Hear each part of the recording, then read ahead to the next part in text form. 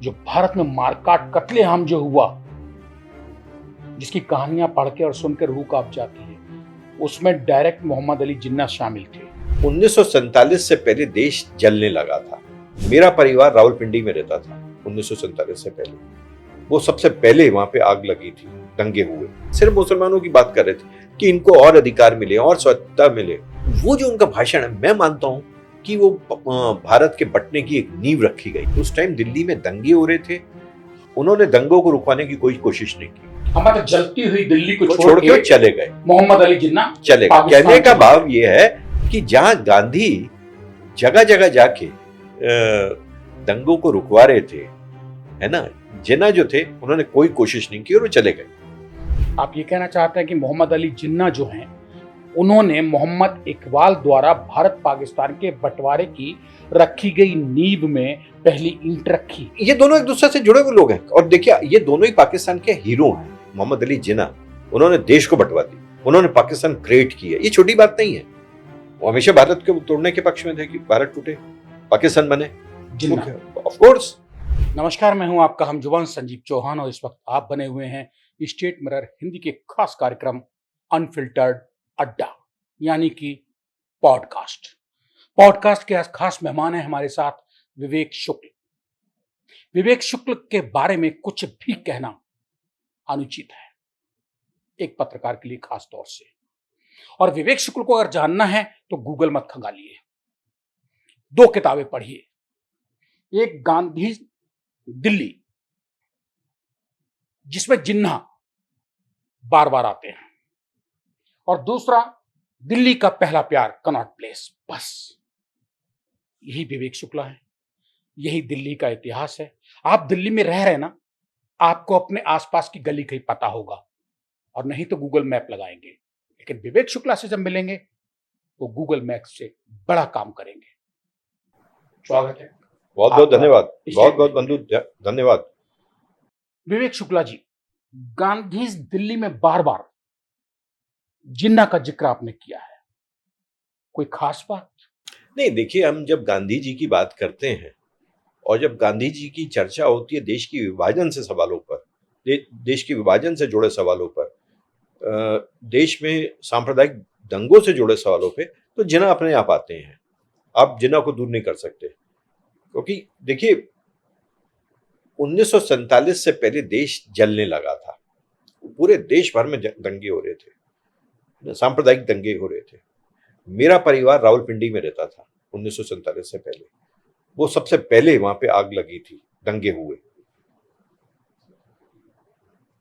जब दंगे शुरू हुए, गांधी जी पूरे देश में, खास तौर पे नौखाली में, कलकत्ता में, दिल्ली में, नौखाली में वो हिंदुओं को बचा रहे थे, कलकत्ता में वो मुसलमानों को बचा रहे थे, दिल्ली में वो मुसलमानों को बचा रहे थे। ठीक है। लेकिन जिन्ना 7 अगस्त 1947 को दिल्ली से कराची के लिए चले जाते हैं, सफदरजंग एयरपोर्ट से। उनके साथ कौन होता है? उनकी छोटी बहन फातिमा जिन्ना। वो डेंटिस्ट है, वो पेशे से वो डेंटिस्ट थी, डेंटिस्ट की उसने पढ़ाई की थी। और उनका स्टाफ चला जाता है 10 औरंगजेब रोड से, जो उनका घर था, जिसको हम APJ अब्दुल कलाम रोड कहते हैं, वहां से चला जाता है। दिल्ली में उस दिन भीषण गर्मी थी, उमस थी। बहुत सारी जगहों में दिल्ली में दंगे हो रहे थे, है ना, जिसमें मालवीय नगर, जिसको उस टाइम बेगमपुर कहते थे। जिन्ना उस गर्मी से दिल्ली की डर के भागे या दंगों से डर के? नहीं, वो तो जा ही रहे थे। नहीं, देखिए, पाकिस्तान बन गया था तो 14 तारीख को उनको शपथ ग्रहण करनी थी। 14 तारीख को उनको शपथ ग्रहण करनी थी, तो 7 तारीख को चले गए। मैं बता रहा हूँ, भीषण गर्मी थी और उन्होंने शेरवानी पहनी हुई और चले गए। लेकिन वो चले गए ये महत्वपूर्ण नहीं है, क्योंकि उनको जाना था। महत्वपूर्ण यह है कि उस टाइम दिल्ली में दंगे हो रहे थे, किशनगंज इलाके में दंगे हो रहे थे, जब बहुत बड़ी रेलवे कॉलोनी है। बेगमपुर, जो जहाँ पे अब मालवीय नगर है, वहां पे दंगे हो रहे थे। दिल्ली 6 में कई जगह दंगे हो रहे थे। दिल्ली बहुत छोटा शहर था। उन्होंने दंगों को रुकवाने की कोई कोशिश नहीं की, है ना। और करोल बाग में दंगे हो रहे थे। हमारे जलती हुई दिल्ली को छोड़ के चले गए। मोहम्मद अली जिन्ना चले गए। कहने का भाव ये है कि जहां गांधी जगह जगह जाके दंगों को रुकवा रहे थे, है ना, जिन्ना जो थे उन्होंने कोई कोशिश नहीं की और वो चले गए। आपकी किताब और है, दिल्ली का पहला प्यार, कनॉट प्लेस, गांधी दिल्ली, ये दो के अलावा विभाजन 1947, ये आ रही शेष है। सवाल, हाँ, ये भी आने वाली है, बिल्कुल आ रही है। ये भी करीब करीब बंटवारे पे। नहीं नहीं, वो तो बिल्कुल पूरी तरह से वो देश के विभाजन से ही जुड़ी हुई चीज है। देखिए, मेरा सबसे प्रिय विषय ही वो है। मेरे जीवन का सबसे प्रिय विषय देश का विभाजन है, तो विभाजन एज ए सब्जेक्ट। तो गांधीज दिल्ली और विभाजन 1947 दोनों में क्या डिफरेंस? नहीं, देखिए वो जो है, देखिए गांधीज दिल्ली जो है, वो गांधी 1915 में पहली मर्तबा दिल्ली आते हैं। 1915 में वो 12 अप्रैल को पहली बार आते हैं दिल्ली, और उसके बाद 30 जनवरी 1948 को यहाँ पे उनका वो समाप्त होता है जीवन, उनकी हत्या कर दी जाती है। और वो उसके बाद आगे तक की बात करती है, मेकिंग ऑफ राजघाट की बात करती है, मेकिंग ऑफ स्टैचूज की बात करती है। तो वो दिल्ली में गांधी जी करीब 750 दिन रहते हैं, अपने अलग अलग दिल्ली में गांधी जी 80 बार आए हैं। 1915 से 19 अंतिम बार 9 सितंबर 1946 को अंतिम बार आते हैं शाहदरा रेलवे स्टेशन में, और 744 दिन दिल्ली में रहते हैं, और 780 दिन वो दिल्ली में रहते हैं। तो वो दिल्ली और गांधी के रिश्तों को हाईलाइट करती है। और यहाँ पे जब उनकी जिन्ना से मुलाकातें होती थी, है ना, उसकी बात करती है। वो बेसिकली जिन्ना पे गांधी जी और दिल्ली के रिश्तों पे समर्पित किताब है। आप जिस तरीके से गांधी जी के बारे में कह रहे हैं कि 780 दिन वो दिल्ली में रहे, ऐसे बता रहे हैं जैसे आपके टिप्स पे हो, या आप गांधी और जिन्ना के बीच ब्रिज का काम कर रहे हो। ये आपको सब कैसे उंगलियों पे रटा हुआ है? देखिए, मैं बंधु पत्रकार हूँ, 40 साल हो गए मुझे पत्रकारिता करते हुए। मैं विचार नहीं दे रहा हूँ, मैं फैक्ट्स पे बात करता हूँ। देखिए, विचार देना ज्ञानियों का काम होगा। मैं ज्ञानी अपने आप को नहीं मानता, मैं पत्रकार हूँ, I am a career journalist. मैं फैक्ट्स की बात करूंगा आपके साथ पूरे इंटरव्यू में। तो मेरी पूरी किताब जो है ये शोध और फैक्ट्स पे आधारित है। विवेक शुक्ल जी, गांधीज दिल्ली, गांधी की दिल्ली के बाद दूसरी किताब भी विभाजन पे, एक तरफ गांधी को आप देखते हैं और दूसरी तरफ उनका second part, parallel part, Mohammad Ali Jinnah को देखते हैं। जिन्ना पे आपको अध्ययन करने की क्यों सूझी? अब जिन्ना तो नहीं है, जिन्ना तो बंटवारे के लिए जिम्मेदार कहे जाते हैं, खूनी कहे जाते हैं, भारत को हिस्सों में बांटने के लिए। विवेक शुक्ल के दिमाग में क्यों आया कि गांधी के बाद अब जिन्ना पे लिखा जाए? नहीं, जिन्ना जो है बहुत इंटरेस्टिंग पर्सनालिटी है। देखिए, जिन्ना बहुत इंटरेस्टिंग पर्सनालिटी है। 1915 में साउथ अफ्रीका से जब गांधी जी भारत आए, तो मुंबई में उनका स्वागत जो हुआ, स्वागत समिति के अध्यक्ष थे मोहम्मद अली जिन्ना। वो कांग्रेस में थे, है ना, बहुत सक्रिय नेता थे कांग्रेस के, कांग्रेस से वो जुड़े हुए थे। लेकिन बाद में और सुनिए, उसके बाद वो, अभी मैं दिल्ली विधानसभा में सरदार विठल भाई पटेल पर एक बड़ा आयोजन हुआ था, तो उसके जो शोध कमेटी का मैं अध्यक्ष था। दिल्ली विधानसभा, जिसको हम पुराना सचिवालय के रूप में जानते हैं, ये ओल्ड सेक्रेटेरिएट के रूप में जानते हैं, वहां पे सेंट्रल लेजिस्लेटिव असेंबली चलती थी, जो आगे चल के भारत की संसद बनी। जिन्ना सेंट्रल लेजिस्लेटिव असेंबली के मुंबई से पुराने बॉम्बे से मेंबर थे। रॉलेट एक्ट जो हुआ, रॉलेट एक्ट अंग्रेजों ने किया, जिसकी वजह से जलियांवाला कांड हुआ, है ना, तो उस पर जो बहस हो रही थी पुराना सचिवालय में, उसमें जिन्ना ने उसका कस के विरोध किया था, उसका रॉलेट एक्ट का विरोध किया था, राइट। उसके बाद जब भगत सिंह, शहीद आजम भगत सिंह संसद भवन में बम फेंकते हैं बटुकेश्वर दत्त के साथ, उस दिन वहां उसका भी उसके पक्ष में जिन्ना थे, उसके पक्ष में जिन्ना थे। मतलब शहीद आजम भगत सिंह ने जो बम फेंका, उसके समर्थन में थे भाई। उनकी उसके पक्ष में उन्होंने पैरवी की थी कि उनको फांसी ना हो, एक स्तर तक पैरवी की थी। क्या उसके बाद ही जो है वो जिन्ना हटते चले गए कांग्रेस से? मुझे लग रहा है, देखिए, उसकी दो वजह मुझे समझ आती हैं। एक तो वजह जो समझ आ रही है वो ये है कि जिन्ना कांग्रेस में बहुत अपने आप को अलग थलग महसूस करने लगे थे।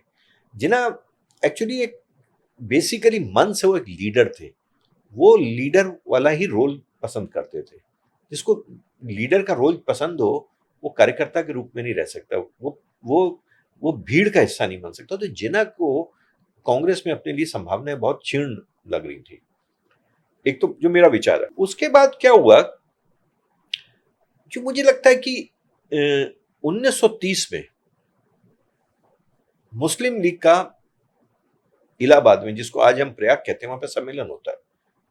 वहां पे मोहम्मद इकबाल, वो बेहतरीन शायर थे, उनकी शायरी पे कोई शक नहीं कर, उसमें कोई सवाल खड़े नहीं कर सकते, और मेरे जैसा व्यक्ति क्या करेगा। लेकिन उनका वो जो भाषण था, अध्यक्षीय भाषण जो था, मुझे लगता है वो कहीं ना कहीं चेंज हुए। उस पूरे भाषण को आप पढ़िए, वो नेट पे अवेलेबल है, गूगल पे अवेलेबल है। पूरे भाषण में वो मुसलमानों, देखिए उस टाइम तक देश को बंटने की, विभाजन की कोई चर्चा नहीं थी, लेकिन उस पूरे भाषण में वो Punjab, Sindh, north west province, frontier, जिसको आजकल हम खैबर पख्तूनख्वा कहते हैं, वो, और बलूचिस्तान में जो 80-85 या उससे भी ज्यादा प्रतिशत मुसलमान थे, उनको और अधिकार देने की मांग करते रहे, मुसलमानों को अधिकार देने की मांग करते रहे। मुझे इसमें कोई दिक्कत नहीं है। मोहम्मद इकबाल, मुझे इसमें कोई दिक्कत नहीं, it's perfectly alright, it is perfectly alright. लेकिन वो मिनॉरिटीज के पक्ष में नहीं कुछ बोले। मोहम्मद इकबाल के प्रयागराज नहीं, इलाहाबाद के उस भाषण में ऐसा क्या था? वही मैं आपको बता रहा हूं कि वो जो थे, वो मैंने बताया कि इन 4 राज्यों में जो मुस्लिम बहुल थे, ओवरवेलमिंगली 80-85% मुसलमान थे। सिर्फ मुसलमानों की बात कर रहे थे कि इनको और अधिकार मिले, और स्वतंत्रता मिले, और ऑटोनॉमी मिले इन राज्यों को। वो मिनॉरिटीज की बात नहीं कर रहे थे, है ना, वो दलितों की बात नहीं कर रहे थे, है ना, वो पिछड़ों की बात नहीं कर रहे थे, वो गरीबों की बात नहीं कर रहे थे, वो सिर्फ मुसलमान की बात कर रहे थे। तो वो जो उनका भाषण है, मैं मानता हूं कि वो भारत के बंटने की एक नींव रखी गई। आप ये कहना चाहते हैं कि मोहम्मद अली जिन्ना जो हैं, उन्होंने मोहम्मद इकबाल द्वारा भारत पाकिस्तान के बंटवारे की रखी गई नींव में पहली ईंट रखी। ये दोनों एक दूसरे से जुड़े हुए लोग हैं, और देखिए ये दोनों ही पाकिस्तान के हीरो हैं। पाकिस्तान में कोई सरकार आ जाए, कुछ हो जाए, इनका जो कद है, इस पे कोई सवाल खड़े नहीं कर सकता है, कोई माई का लाल इन पे सवाल खड़े नहीं कर सकता। लेकिन बलूचिस्तान वाले तो मोहम्मद अली जिन्ना को आज जूते मारते हैं। नहीं, ऐसा नहीं है। देखिए कुल मिला के, नहीं देखिए, 25 करोड़ की आबादी का देश है, 25 करोड़ की आबादी का देश है। अगर कुछ लोग कर रहे हैं, वो एक अलग बात है। मैं बात करता हूँ गवर्नमेंट, मैटर करता है गवर्नमेंट, है ना। गवर्नमेंट के लेवल पे कोई बात नहीं हो सकती। जिन्ना की, जैसे हमारे इस देश में गांधी की खूब अपमान कीजिए, सरकारें भी करती हैं। आपने देखा आम आदमी पार्टी की सरकार ने गांधी की फोटो हटा दी थी, है ना। गांधी का होता रहता है, पाकिस्तान में नहीं होगा, कोई सरकार ये नहीं कर सकती। 25 करोड़ की आबादी, एक ढंग से सोचे, ऐसा नहीं। आज का कश्मीर में नहीं देख ली, जो POK है, वहां पे खूब विरोध हो रहा है, वो एक अलग चीज है। लेकिन ओवरऑल जिन्ना और मोहम्मद इकबाल को लेकर कोई वहां पे कोई किसी तरह का इशू नहीं है। मतलब मोहम्मद इकबाल और मोहम्मद अली जिन्ना भारत पाकिस्तान बंटवारे में बराबर के हिस्सेदार थे। आप कह सकते हैं, आप कह सकते हैं कि ये बहुत डिसाइसिव थे, ये बहुत डिसाइसिव रोल था इनका। देखिए आज जिन्ना से, देखिए 1939 में तो मोहम्मद इकबाल चले ही गए संसार से। मैं मानता हूं कि आप जिन्ना साहब की कितनी भी कमियां निकालिए, और एज एन इंडियन हम निकालते भी हैं, क्योंकि उन्होंने भारत को तोड़ा, लेकिन साहब वन मैन शो था, वन मैन आर्मी। मुस्लिम लीग का मतलब था मोहम्मद अली जिन्ना। उन्होंने देश को बंटवा दी, उन्होंने पाकिस्तान क्रिएट किया। ये छोटी बात नहीं है, ये छोटी बात नहीं है। उन्होंने एक देश को बनवा दिया। आप अगर ये बात कह रहे हैं विवेक शुक्ला जी कि मोहम्मद अली जिन्ना ने मोहम्मद इकबाल की रखी हुई नींव को या होली को आगे आग लगा के देश का बंटवारा करा दिया, पाकिस्तान जैसा एक देश ही खड़ा करा दिया दुनिया में, तो शाहिद सिद्दीकी, वो पत्रकार अपने को कहते हैं, थे भी, जो कहते हैं कि इस देश की आज़ाद हुकूमत, जो आज़ाद हिंदुस्तान की हुकूमत में कोई भी रहा हो, लेकिन वो सब में रहे, उनका परिवार सब में रहा, और अपने को वो भारत में सबसे काबिल पॉलिटिकल साइंस का प्रोफेसर कहते हैं। वो कहते हैं जिन्ना का तो बंटवारे से दूर दूर तक कोई लेना देना ही नहीं। जिन्ना तो बेचारे थे, लाचार थे, बेबस थे, मासूम थे।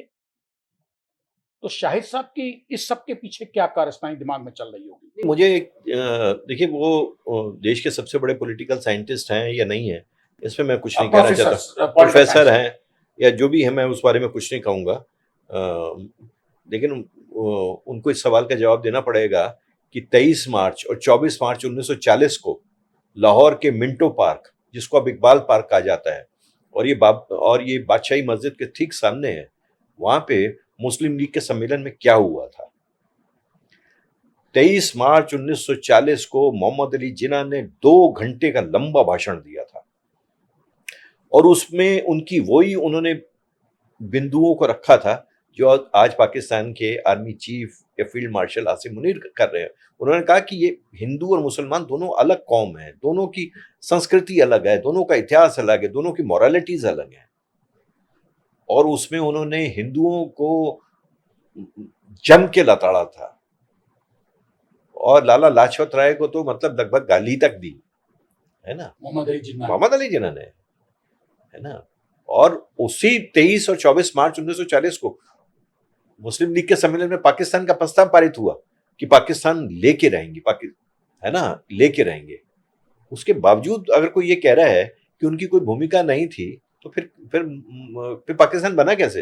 हवा में बन गया पाकिस्तान। हाँ, मतलब जिन्ना को मुसलमानों का हीरो बनाने के लिए ये कहा जा सकता है कि जिन्ना लाचार, बेबस, मासूम थे, अंग्रेजों ने उनको नहीं, ऐसा नहीं है। देखिए, हर चीज के लिए आप अंग्रेजों को कैसे जिम्मेदार मान लें? और ये भी मैं इस बात को मानता हूं कि सारे मुसलमान मुस्लिम लीग के साथ थे, इस बात को भी नहीं मानता हूं मैं।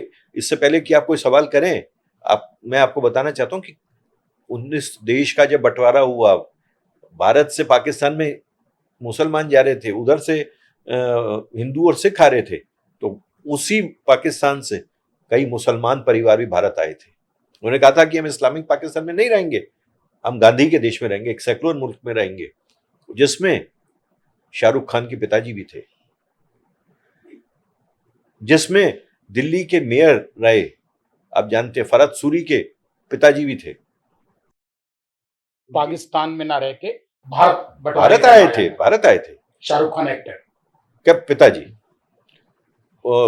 फरहत सूरी की माँ को आप जानते होंगे, हम तो उनको मम्मी कहते थे, पूरी दिल्ली उनको मम्मी कहती। 4 बार MLA थी दिल्ली की, 12 खंबर रोड से, ताजदार बाबर। शाहरुख खान के पिताजी आए थे। एक दिल्ली के बहुत बड़े रंगकर्मी हैं, शमसुल इस्लाम, उनका परिवार आया था। क्या बात कर रहे हैं भाई साहब? मैं ये नहीं कह रहा हूं कि बहुत मास माइग्रेशन हुआ था, लेकिन आए थे लोग। एक सवाल पूछ रहा हूं सर, आसपास ही विवेक जी जवाब दे दीजिएगा। आपने कहा कि जिन्ना, मोहम्मद अली जिन्ना की तस्वीरें आज भी पाकिस्तान के दफ्तरों से, सरकारी कार्यालयों से कोई नहीं हटा पाया। वहां उनको इतनी इज्जत दी जाए, बेशक, उनकी अनुपस्थिति में। और यहाँ अरविंद केजरीवाल हुकूमत जब आई दिल्ली में, आम आदमी पार्टी सरकार, तब गांधी जी हटा दिए गए। तो गांधी दिल्ली में हल्के पड़ गए जिन्ना के मुकाबले, जो उनकी। देखिए, अब क्या कर, इसमें मैं क्या बोलूं? हम देखिए, आपको इसलिए बोलना चाहिए क्योंकि गांधी और जिन्ना दोनों को आप बहुत गहराई से नहीं। देखिए, अगर हम किसी का अपमान करते हैं तो हम अपमान उस शख्सियत का नहीं करते, हम खुद अपना छोटापन दिखाते हैं। देखिए, भारत में, आज के भारत में, मुझे लगता है 2 शख्सियतों के बारे में कोई सवाल करने की हिम्मत नहीं जुटा सकता। 2 हैं। एक शहीद आजम भगत सिंह। भगत सिंह के बारे में कोई इफेक्ट बट नहीं करता है, करने की हिम्मत नहीं है, कम से कम पब्लिकली तो नहीं करता है। दूसरे बाबा साहब अम्बेडकर। बाकी सबका, गांधी जी की हर साल मूर्तियों को ध्वस्त कर दिया जाता है, जो मर्जी कहता है। अब ये है भारत का मिजाज है, अब इसमें क्या बोले। देखिए, भारत का मिजाज है, यहाँ पे राम की भी पूजा होती है, रावण की भी पूजा होती है। गांधी की मूर्तियों को तोड़ दिया जाता है, अंबेडकर की मूर्तियों को तोड़ दिया जाता है। अंबेडकर के आमतौर पे, अंबेडकर और भगत सिंह को आमतौर पे नहीं तोड़ा जाता। गांधी की मूर्ति को चलो तोड़ दिया, तस्वीरें हटा दी दफ्तर से दिल्ली सरकार ने, आम आदमी पार्टी की। आप क्या इसको अपने समर्थन दे रहे हैं? नहीं, समर्थन देने का क्या सवाल होता है? मैं गांधी का भक्त हूं भाई, मैं समर्थन कैसे दे दूंगा? गांधी मेरे एक तरह से हीरो हैं, तो मैं उनका समर्थन कैसे दे? लेकिन अगर कोई तोड़ रहा है तो उसको ठीक है, तोड़ने दीजिए। देखिए, एक बात समझ लीजिए कि व्यक्ति इंपॉर्टेंट नहीं है, इंपॉर्टेंट क्या है? विचार। देखिए, इंसान की उम्र क्या है? 80 साल, 85 साल, 90 साल। विचार है जो जिंदा रहता है। बाबा नानक हो, बाबा फरीद हो, गांधी हो, कार्ल मार्क्स हो, ये विचार है जो जिंदा रहेगा। बाबा साहब अम्बेडकर का विचार है जो जिंदा रहेगा। तो उनका कोई अपमान कर, एक बार बताइए, गांधी जी का अपना बड़ा बेटा ही जो था गांधी जी को नहीं मानता था। हरिलाल गांधी जो था वो शराबी नंबर 1 था, और उनके लास्ट राइट्स में वो शराब पी के आ गया था। तो उस पर मैं नहीं जा रहा हूँ। कोई किसी का अगर अपमान कर रहा है या किसी को गाली गलौज कर रहा है, इट्स परफेक्टली ऑलराइट। जिन्ना जलते हुए दिल्ली को छोड़ के चले गए थे 7 अगस्त को, क्योंकि उन्हें वहां प्रधानमंत्री बनना था पाकिस्तान का। गांधी जी दौड़ भाग करके दिल्ली को जलने से बचा रहे थे, मारकाट होने से। उस टाइम जब देश का विभाजन, जब नेहरू जी शपथ ग्रहण कर रहे थे 15 अगस्त को, और जिन वो कर रहे थे 14 अगस्त को कराची में, तो गांधी जी दिल्ली में नहीं थे। गांधी जी सुदूर नोखाली में थे, ईस्ट पाकिस्तान में, और हिंदुओं को बचा रहे थे। वहां बहुत हिंदुओं का कत्लेआम हुआ। जिस गांधी ने उस कत्लेआम में बंटवारे के हिंदुओं को बचाया, मारकाट रोकी, वो गांधी को नाथूराम गोडसे ने गोली क्यों मार दी? नहीं, आप बहुत विषयांतर हो रहे हैं। देखिए, उसके भी कई अलग विषय हैं। गांधी, जो मेरा मानना है कि देखिए, एक तो उनका अपना विचार था, वो एक हिंदू राष्ट्र की बात करते थे, गॉडसे, है ना। लेकिन जो गोली मारने की जो इमीडिएट प्रोवोकेशन थी, वो 27 जनवरी 1947 की थी। 27 जनवरी 1948 की थी, माफी चाहता हूँ। गांधी जी 13 से 18 तारीख तक गांधी जी ने दिल्ली में दंगों को रोकने के लिए उपवास रखा था। दंगे रुक गए। दिल्ली में कड़ाके की सर्दी पड़ रही थी। तो उसी दौरान गांधी जी को पता चला कि मेहरौली में हाजी बख्तियार काकी की दरगाह पे हमला हुआ है, कुछ इसको क्षतिग्रस्त किया गया। तो गांधी जी सुबह 27 जनवरी 1948 को बिरला हाउस से, जो आज जो 30 जनवरी मार गए, वहां पे जाते हैं। उनके साथ राजकुमारी अमृत कौर भी जाती हैं। राजकुमारी अमृत कौर ने एम्स की स्थापना करवाई थी, और कुछ लोग और जाते हैं। वहां पे उर्स चल रहा होता है। तो गांधी जी वहां पे मुसलमानों को एक तरह से सांत्वना देते हैं कि भाई, हम आपके साथ हैं, है ना, हम आपके साथ हैं। तो आपको, और वहां पे कुछ मुसलमान जो पाकिस्तान जाने की इच्छा व्यक्त कर रहे थे, मतलब जिद कर रहे थे, तो गांधी जी ने उनको सुनाई भी कि ये तुम्हारा देश है, क्यों जा रहे हो। तो बहुत सारे लोगों का मानना है, मुझे भी कहीं ना कहीं लगता है कि इसने नाथूराम गोडसे और उनके साथियों को एक तरह से इतना प्रोवोक कर दिया कि अब गांधी जी को मारना ही है। अब गांधी जी को मारना ही है। किसने प्रोवोक किया? अरे, 27 जनवरी 1948 की जो घटना थी कि मुसलमानों के हक में गांधी जी गए, मुसलमानों के पास गए, इस वजह से। यानी कि काकी साहब की दरगाह पे जाना था, वो महात्मा गांधी के लिए अकाल मौत का कारण बन गया। यू कैन से, मुझे भी लगता है, और कई और जो विद्वान हैं वो भी इस तरह की बात मानते हैं। महात्मा गांधी और मोहम्मद अली जिन्ना कभी एक ही हुआ करते थे। कहां से इनकी विचारधारा अलग होती गई? नहीं, एक तो कभी नहीं थे, दोनों कभी बहुत ऐसे घनिष्ठता इनमें कभी नहीं थी। तो ये बात ठीक है कि 1915 में जब गांधी जी साउथ अफ्रीका से आए, मुंबई में, बॉम्बे में, उसको आज हम मुंबई कहते हैं, तो उसकी जो स्वागत समिति बनी थी, उसके वो अध्यक्ष थे। तो दोनों की अलग अलग राहें थी। और वो देखिए, गांधी जी जो थे फुल टाइम समाज सुधारक थे, भारत की आजादी के लिए लड़ाई लड़ रहे थे, है ना। और जिन्ना जिन्ना फुल टाइम नहीं थे। वो बहुत ही रोरिंग प्रैक्टिस थी जिन्ना की, है ना। बहुत बड़े बड़े लॉयर थे, बहुत मोटा कमाते थे, है ना। फिर जिन्ना पैसा कमाना उनकी चाहत थी। मैं, कुछ लोग तो कहते हैं, मुझे भी लगता है, पैसे के पीर थे। मुंबई में माराबल हिल्स में उनका घर था, एक दो घर और थे। दिल्ली में भी फिर उन्होंने घर 1939-40 में खरीदा, यहाँ पे औरंगजेब रोड पे। और 1946 में, भाई साहब, 1946 में अप्रैल मई वगैरह में वो एयर इंडिया के शेयर खरीद रहे थे यार, जिन्ना। और ये बात मैं नहीं कह रहा हूं, ये जिन्ना पेपर्स में है। और ये बात एजे नूरानी से बड़ा कोई ज्ञानी मैंने अपने जीवन में बहुत कम देखे हैं, जिन्होंने जिन्ना पे बहुत काम किया। अभी पिछले साल उनका निधन हुआ मुंबई में। जूरिस्ट थे, लेखक थे, उन्होंने लिखा है। मतलब जिन्ना को खुद ही नहीं पता था कि देश बढ़ जाएगा, वो तो एयर इंडिया के शेयर खरीद रहे थे। यानी कि भारत के बंटवारे की बात जब जिन्ना के कान पर पड़ी तो एक मर्तबा उनके लिए भी धक्का था क्या? नहीं, देखिए एक बात समझ लीजिए, अभी हम जो इस साक्षात्कार से पहले भी बात चर्चा कर रहे थे कि जिन्ना जो थे, मतलब भारत में 23 मार्च और 24 मार्च 1940 को मुस्लिम लीग का सम्मेलन होता है लाहौर में, पाकिस्तान की मांग होती है और 7 साल में आपको देश मिल जाता है। भैया, मेरी पहली प्रमोशन हिंदुस्तान टाइम्स में 9 साल के बाद हुई थी। इस देश में राज्य बनने में 50-50 साल लगे हैं।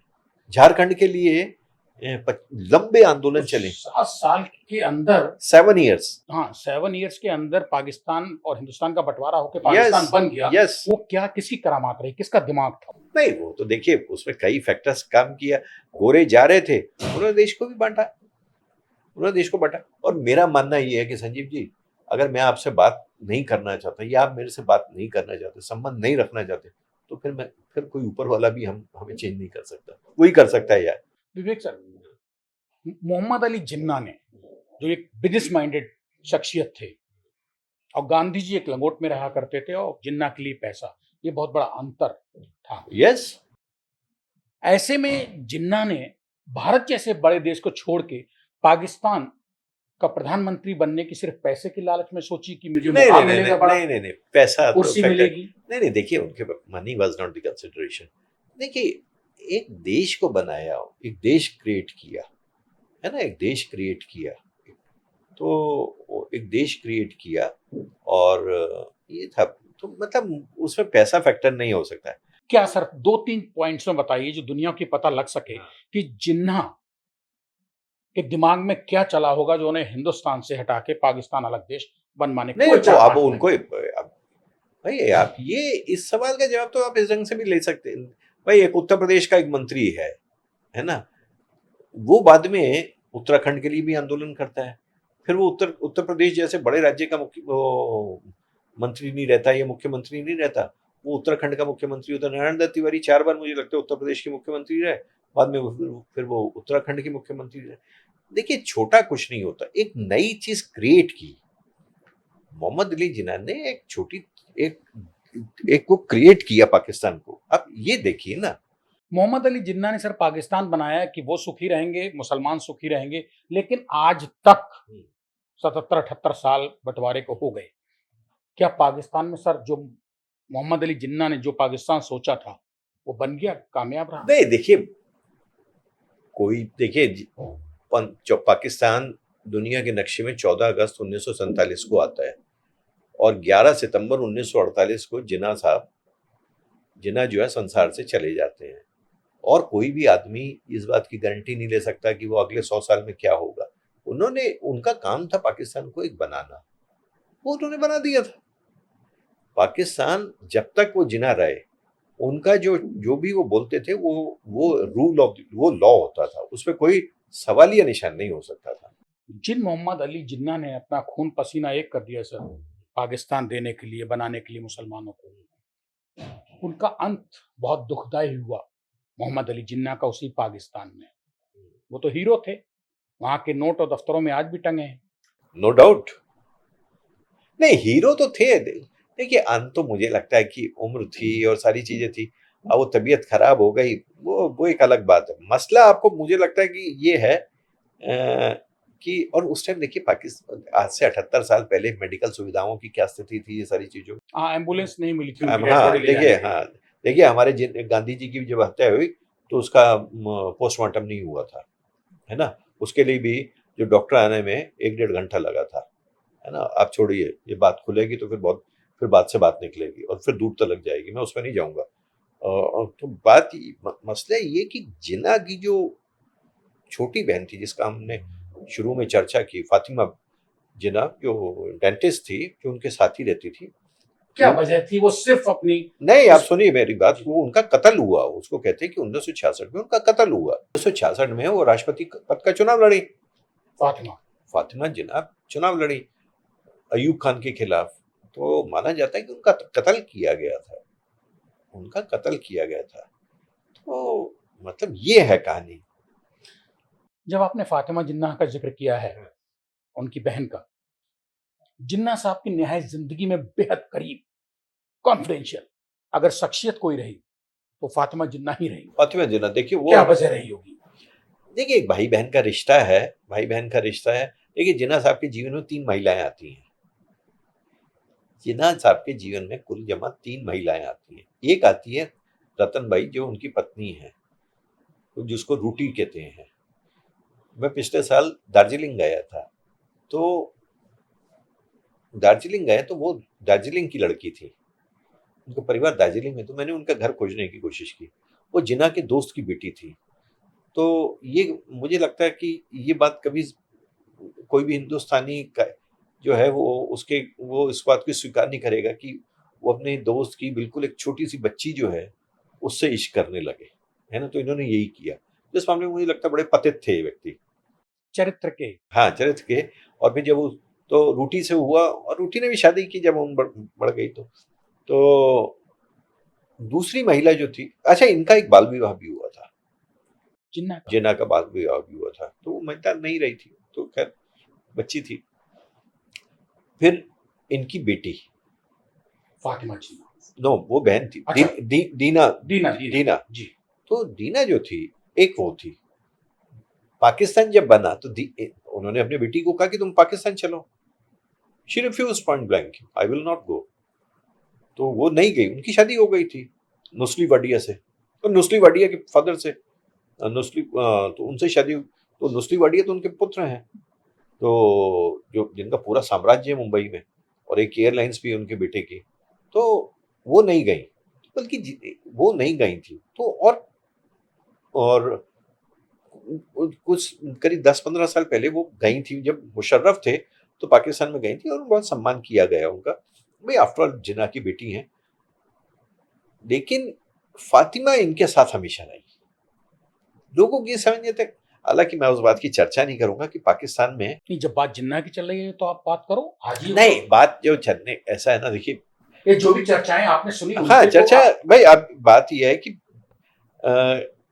मतलब बहुत ही घटिया किस्म की बात है। जिन्ना और फातिमा के रिश्तों को लेके बात की जाती है ना। जिन्ना और फातिमा को भाई बहन के रिश्तों की मैं बात कैसे कर लूं साहब, लेकिन है सब ना। तो दुनिया में बिछा पड़ा है, छिपा क्या है इसमें? हाँ नहीं, जो देखिए दुनिया क्या कर रही जिन्ना है। को अच्छा खासा बदनामी का जीते जीते और मरने के बाद हाँ भी वो इतना ठीक झेलना है, पड़ा। हाँ वो ठीक है। लेकिन मेरे से नहीं हो रहा। मैंने बस इतना ही कह रहा हूँ कि इनके रिलेशनशिप को लेकर भी, मतलब सिबलिंग रिलेशन से हट के भी लोगों ने बात की, है ना। हट की कि भाई इंसेस्ट था, मामला कुछ था। इसको रहने दीजिए मतलब संजीव जी। मोहम्मद अली जिन्ना और उनकी बहन फातिमा जिनका कत्ल हुआ बाद में पाकिस्तान में, एलिजिडली allegedly, हाँ, वो उनके संबंधों को लेकर चर्चा होती रही हमेशा शक के भाई। दायरे में हाँ रहे। बिल्कुल रहे। आपने भी बीच में एक चीज कही थी कि जिन्ना साहब का मुंबई में मकान था, दिल्ली में। मुंबई वाला जो आलीशान बंगला, उसको भी वो बेचना चाहते तो बेच नहीं पाए या बाद में नहीं बिका। वो बेचना नहीं चाहते लेकिन थे। दिल्ली वाले बंगले को वो कभी नहीं बेचना चाहते नहीं थे नहीं औरंगजेब रोड नहीं वाले नहीं को। नहीं नहीं, आप या मैं गलत हूँ? नहीं, आप वो बॉम्बे वाले को नहीं बेचना चाहते थे। अच्छा। वो बॉम्बे वाले को नहीं बेचना चाहते थे। और उन्होंने बाद में ये बोला भी था कि इस घर में, क्योंकि कभी ये नहीं किसी ने उम्मीद की थी कि जब देश बटेगा तो ऐसी स्थिति होगी कि आना जाना ही बंद हो जाएगा, सिर्फ परिंदे ही आसपास आ जा सकेंगे। तो उन्होंने कहा था कि मेरा ये जो घर है ये किसी यूरोपियन कपल के लिए बहुत अच्छा रहेगा। ये सारी चीजें हुई थी। वो बेचना नहीं चाहते थे उसको, है ना। उनके मन में कहीं ना कहीं था कि अच्छा, बॉम्बे को बहुत प्यार करते थे। ये मतलब 100% बॉम्बे आइट। मतलब जिन्ना बंटवारे के वक्त पाकिस्तान के प्रधानमंत्री बनने के समय भी कहीं एक कोने में उनका दिल रो रहा था। अरे उम्मीद थोड़ी थी। देखिए आप अपने शहर को छोड़ते हैं तो कोई आसान थोड़ी होती। मेरा जो परिवार था रावलपिंडी से आया था, वो 1948 में आया था। मेरे दादाजी ने कहा था मैं नहीं जाऊंगा। 2 घर थे वहां पे रावलपिंडी में, उन्होंने कहा मैं नहीं छोड़ूंगा इसको। 1948 में आए थे। He was the last Hindu जिन्होंने रावलपिंडी को छोड़ा था। तो वो मैं जो असली बात कह रहा हूँ, उन्होंने वो, लेकिन दिल्ली वाला जो अपना बंगला था, बड़ा आलीशान बंगला है, औरंगजेब रोड, औरंगजेब रोड, जिसको अब एपीजे अब्दुल कलाम रोड कहते हैं, ये अपने मित्र रामकिशन दालमिया को बेच दिया था। 2-2.5 लाख रुपए का। वो मैंने पेपर्स देखे थे, मैंने deed paper, sale deed papers देखे थे। जिन्ना की जो पत्नी थी वो मुझे बच्चों की तरह प्यार करती थी। मेरे इस गरीब खाने में तशरीफ लेके आई थी, है ना, वो लेके आई थी आज से 30 साल पहले, दिनेश नंदनी दालमिया जी, है ना। बल्कि उन्होंने मुझे कहा था कि तू मेरे घर में ही रह ले, तू बिहारी है। तो उनको लगा कि मैं बिहारी हूँ, घर नहीं होगा, धक्के खाता हूँ, तो उन्होंने कहा कि मेरे घर में रह ले। तो वो मुझे लेके आई थी, मतलब वो इस घर में आई थी, तो उन्होंने मुझे पेपर दिखाए थे। मैंने ये स्टोरी की थी 1994-95 में, 30 साल हो गए। Sunday observer, times of India, बहुत अखबारों में लिखा था, तो मैंने पेपर्स देखे थे वो। विवेक शुक्ला जी, खुल के बता दीजिएगा, जो पता है। हाँ। हम किसी की मानहानि नहीं करना चाहते हैं, किसी की इमेज डाउन नहीं करना चाहते हैं। ये तो क्लियर होगा कि जिन्ना अपने चरित्र को लेके हमेशा संदिग्ध बने रहे, दुनिया को पता है। लेकिन क्या ये सच है कि इस्लाम में जो शराब और सूअर हराम कहे जाते हैं, जिन्ना का उनसे भी ताल्लुक रहा, और वो कहीं न कहीं इसीलिए इस्लामिक धर्म को उसको मानने वालों को ये वो शराब पीते थे, या देखिए मैं मॉरलिस्ट नहीं हूँ खुद भी व्यक्तिगत रूप से, है ना। मैं मॉरलिस्ट नहीं हूँ कि मैं लोगों को ज्ञान दूं कि शराब मत पियो, सुअर खाओ या ना खाओ, पोर्क खाओ या ना खाओ। ये मेरा, और मैं इस आधार पे किसी को जज भी नहीं करूंगा, है ना। इस आधार पे किसी को जज भी लेकिन नहीं, जिन्ना नहीं, इसको लेके चर्चा में रहे। नहीं, वो लोगों का काम है कहना। कोई शराब पीता है, देखिए Jinnah was not a religious man. एक बड़ा आपको इंटरेस्टिंग मैं उदाहरण दे रहा हूँ, बड़ा आई ओपनर है आपके लिए होगा। वो जिस दिन पाकिस्तान बनना था, उस दिन क्या था कि जिन्ना साहब ने कहा कि साहब आज यहाँ पे जो लोग आएंगे गेस्ट, उनको भोज की व्यवस्था की जाए उनको, है ना, दिन के टाइम में। वो रमजान का टाइम था, तो लोगों ने उनसे कहा कि साहब रमजान में हम भोज देंगे, दिन नहीं लोगों को बिरयानी खिलाएंगे। तो उनको इन सब चीजों का नहीं पता था। मेरी बात समझ रहे हैं भाई? रमजान में दिन के टाइम भोजन थोड़ी होता है, आप किसी को खाना खिला सकते हैं। रमजान में तो एब्सटेन करते हैं आप, सुबह दिन के टाइम नहीं खा सकते, शाम को आपका खुलता है, रोजा खुलता है। तो वो लोगों को भोजन करवाने की बात कर रहे थे। रमजान में जिन्ना भोजन कराने के लिए रेडी हो गए। यस, वो उन्होंने कहा, उनको पता। देखिए मैंने आपको दो चीजें बहुत साफ बताई हैं। मैं किसी को इस आधार पे जज नहीं करता हूँ, क्योंकि मैं खुद भी मॉरलिस्ट नहीं हूँ कि मैं बोलूँ कि ये करो, ये करोगे तो अच्छी होगे, वो करोगे तो बुरे होगे। वो पोर्क खाते थे या शराब पीते थे, वो बुरे होंगे, मैं नहीं मानता हूँ। और जो करता है वो उसकी मर्जी, नहीं करता वो उसकी मर्जी, है ना। मैं मॉरलिस्ट नहीं हूँ। लेकिन आपने इस तरह की खबरें तो सुनी है। ओह सो मेनी टाइम्स, पर सुनी क्या, मैं खूब पढ़ा है, 40 साल से पढ़ रहे हैं कि जिन्ना सुअर शराब ये सब रहा है। हाँ हाँ, देखिए वो उसके लिए वो सब चीजों का कोई कंसिडरेशन। हिंद पॉकेट बॉक्स बहुत बड़ा परिवार है देश का, हाँ, यस, बिजनेस घराना है, बहुत बड़ा, पब्लिकेशन बहुत बड़ा है, हाँ, नामी पब्लिकेशन है। जिन्ना और हिंद पॉकेट बुक्स, इनके बीच किस बात को लेकर फ्रैक्शंस पैदा हुए थे? ये बहुत अच्छा सवाल आपने किया है। ये आपने बहुत अच्छा सवाल किया। हम लोगों को इसकी जानकारी नहीं है। दरअसल इसकी कहानी ये है, और मुझे लगता है बहुत कम लोगों को होगी। मैं हिंद पॉकेट बुक्स में उनका फ्रीलांसिंग का काम करता था। फ्रीलांसिंग का काम, और मेरे से रिव्यू करवाते थे, है ना। दीनानाथ मल्होत्रा जो उसके संस्थापक थे हिंद पॉकेट बुक्स के, वो और उनके पुत्र, उनका नाम था शेखर मल्होत्रा, ये जोड़बाग में रहते थे। इनका शादरा में बहुत बड़ा, जीटी रोड पर बहुत बड़ा ऑफिस था, बहुत बड़ा ऑफिस था। एक बहुत मशहूर हॉस्पिटल है, आशलोक हॉस्पिटल, उसके डायरेक्टर्स डॉक्टर अश्विनी चोपड़ा ने और डॉक्टर आलोक चोपड़ा ने। तो ये 1995-96 की बात होगी। तो फिर उनके बाद हमारी एक मीटिंग हुई यहाँ पे उनकी जोड़बाग के घर में। तो वहाँ पे काम हम चल रहा था, हम करते थे। तो वहाँ पे उनकी जो शेखर है, उनकी वाइफ, जिनको हम भाभी जी कहते हैं, पूनम जी भी थी। कुछ जिना का सवाल आया, जिना इकबाल और इकबाल का। तो इन्होंने कहा कि चंद्रशेखर जी कहने लगे, उनका नाम तो शायद चंद्रशेखर था, शेखर ही हम कहते थे। उन्होंने कहा कि इन दोनों ने हमारे साथ, हमारे परिवार के साथ ठीक नहीं किया। किन दोनों ने? इकबाल ने और जिना ने। मैंने कहा कि आप दोनों के साथ और आपके परिवार के साथ? भाई देश के साथ एक अलग बात हो सकती है, लेकिन आपके परिवार के साथ क्या मसला था? अब ये कहानी सुन लीजिए। तो मैंने कहा सर ये क्या मसला है? तो मेरी जिज्ञासा बहुत बढ़ गई। तो उन्होंने कहा कि हमारे दादाजी जो थे, जो दीनानाथ मल्होत्रा के पिताजी थे, उनका नाम था राजपाल। ये मल्होत्रा थे, राजपाल। तो वो लाहौर में एक प्रकाशन चलाते थे। उन्होंने वहां पे कोई किताब छापी, उसका नाम था रंगीला रसूल। रंगीला रसूल, हाँ ये बंटवारे से पहले की बात। हाँ हाँ, ये 30s की बात है।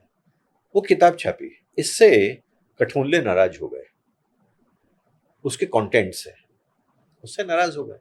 वो ढूंढने लगे लेखक को, लेखक का नाम उसमें मिसिंग था संभवतः। तो बाद में जब वहां पे लाहौर में काफी आंदोलन चला, तो उसके खिलाफ, उस लेखक के खिलाफ, वो जब नहीं मिला, तो राजपाल जी जो थे, दीनानाथ मल्होत्रा, वो के पिताजी का कत्ल कर दिया गया। कत्ल करने वाले का नाम था इल्मुद्दीन। इल्मुद्दीन नाम था, ठीक है साहब? यहां तक बात साफ हो गई। अब क्या होता है कि इल्मुद्दीन को गिरफ्तार कर लिया जाता है, उसके खिलाफ कोर्ट में केस चलना शुरू होता है। तो इकबाल खूब कस के उसके लिए बचाव करते हैं। जिन्ना साहब के दोस्त।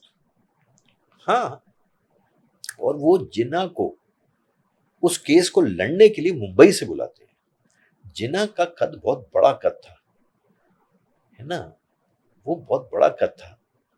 तो और वो जिन्ना इल्मुद्दीन के बचाव के लिए लाहौर आते हैं, है ना? और जब उनका जनाजा तो खैर उनको फांसी हुई, इल्मुद्दीन को फांसी हुई।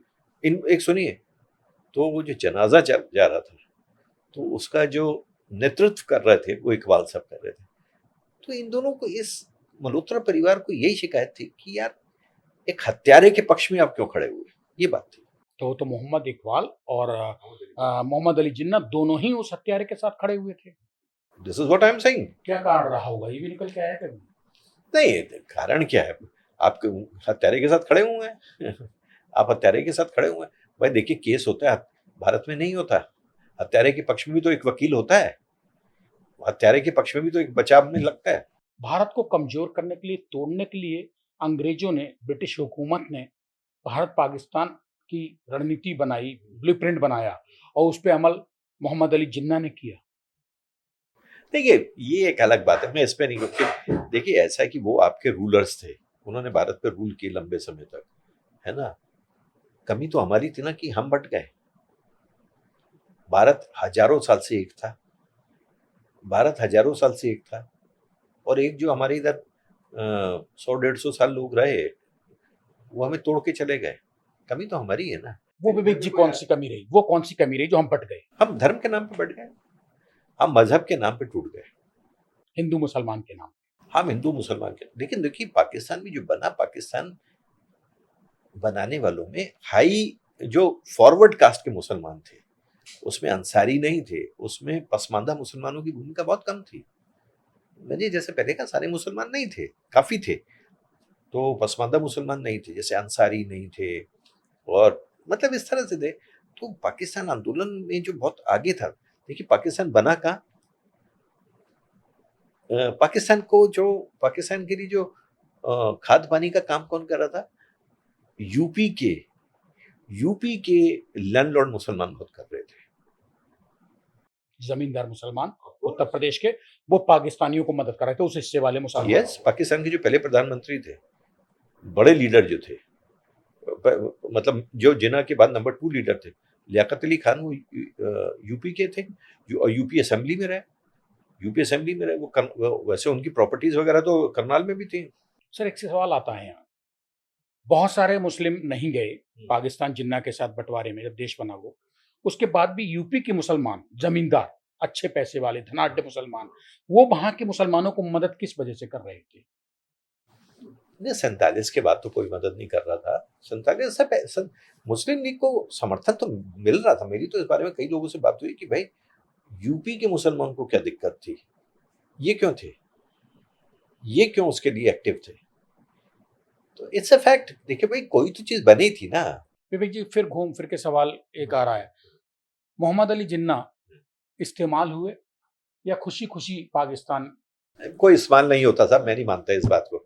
उन्होंने, वो पाकिस्तान बहुत पढ़े लिखे आदमी थे, और वो पाकिस्तान का उन्होंने एक पाकिस्तान बनाने के लिए आंदोलन चलाया, तहरीक चलाई, उनको बहुत समर्थन मिला और पाकिस्तान बना। बस बात खत्म हो गई।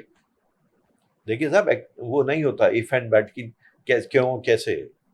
फैक्ट हमारे सामने है, उनको जबरदस्त समर्थन मिला। मुस्लिम लीग की बैठकों में और सम्मेलनों में, कार्यक्रमों में जबरदस्त भीड़ होती थी। आप ये कह रहे हैं, लेकिन शाहिद सिद्दीकी पॉलिटिकल प्रोफेसर जो हैं, वो कहते हैं कि जिन्ना साहब बड़े मासूम थे, उन्हें तो अंग्रेजों ने इस्तेमाल कर लिया। मैंने कैसे करा यार, मुझे बताओ ना कैसे किया।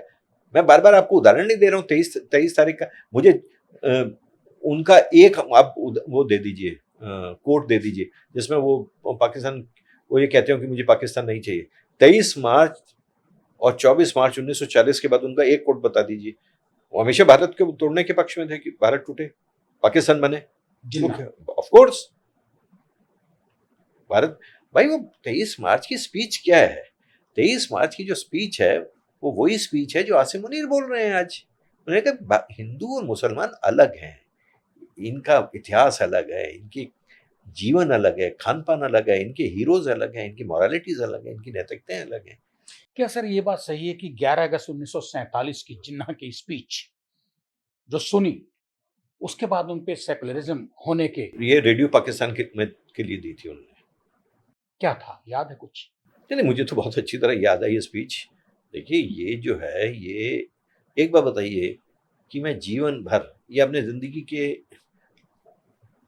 महत्वपूर्ण वर्षों में एक इस्लामिक देश की मांग करूं, का सपना देखूं, और जब मुझे वो मिल जाए तो मैं कहूं कि साहब, उन्होंने ये कहा था कि पाकिस्तान बन गया और अब पाकिस्तान में हिंदुओं को अपने मंदिरों में जाने का अधिकार होगा, मुसलमानों को मस्जिदों में जाने का अधिकार होगा, सबको होगा। और वो एक सेकुलर किस्म की बात कर रहे हैं। इसका क्या मतलब है? इसका क्या मतलब है जब आपने पाकिस्तान बन गया है ना, मतलब बनने से 4 दिन पहले? इसका कोई मतलब नहीं है साहब। इसको कुछ सेकुलरवादी जो हमारे हैं, उसके बचाव में उनके करते हैं। मैंने आपसे पहले ही बोला था कि मैं विचार नहीं दूंगा, मैं फैक्ट्स रखूंगा। मतलब आप ये कहना चाहते हैं कि मोहम्मद अली जिन्ना को बचाने वाले, भारत में सेफ करने वाले आज भी मौजूद हैं? ऑफ कोर्स, ये उनको सेकुलर कहने वाले बिल्कुल है। वो जिन्ना कैसे, वही एक बात होता है, जिनके कॉल पे, जिनके आह्वान पे डायरेक्ट एक्शन हुआ। डायरेक्ट एक्शन वाली बात 16 अगस्त 1946 क्या था, जिसके बाद जिन्ना ने जैसे ही कहा, मोहम्मद अली जिन्ना ने डायरेक्ट एक्शन, उसमें फिर मारकाट, सबसे ज्यादा कलकत्ता कटना शुरू हुआ। वो थोड़ा सा एक जो आपने जिक्र किया। नहीं, तो वो तो ये सीधी तो था ना कि भाई अब हमें हमारा हक मिले, हमें हमारा हक मिले, वो डायरेक्ट एक्शन था। और वो हजारों मुसलमान कटा, और सॉरी हिंदू कटा। उसके बाद में मुसलमानों, बिहार में उसका जो बदले में बिहार में हजारों मुसलमान कटा, मारा गया। नौखाली में हिंदू मारे गए जब गांधी जी गए वहां पे। तो ये जिन्ना की वजह से, और फिर आप कह रहे हो कि वो सेकुलर है। और 47 में क्या हो, ग्रेट कैलकाटा किलिंग्स क्या थी? ग्रेट कैलकाटा किलिंग्स में को ताकत किसने दी? उस टाइम बंगाल के मुख्यमंत्री कौन थे? उस टाइम प्राइम मिनिस्टर कहलाते थे, वो थे सुहरावर्दी। सुहरावर्दी साहब जो थे, सुहरावर्दी ने कलकत्ता के पुलिस अधिकारियों के अपने पास बुलाया और बोला कि दंगे होंगे, मुसलमान हिंदुओं को मारा जाएगा, तो रोकना नहीं है आपको। कोलकाता के प्राइम मिनिस्टर कह रहे थे? बंगाल के प्राइम मिनिस्टर। बंगाल के प्राइम मिनिस्टर? यस। और पुलिस को, और वो बुलाया गया, उनको अपने पास बुला के, ये फैक्ट है, सबको पता है ये। और ये भयंकर हुआ, और वो सुहरावर्दी आगे चल के पाकिस्तान के प्रधानमंत्री बने। मुझे लगता है वो पाकिस्तान के दूसरे बंगाली प्रधानमंत्री थे। पहले जो थे निजामुद्दीन थे, पहले निजामुद्दीन थे, दूसरे सुहरावर्दी थे।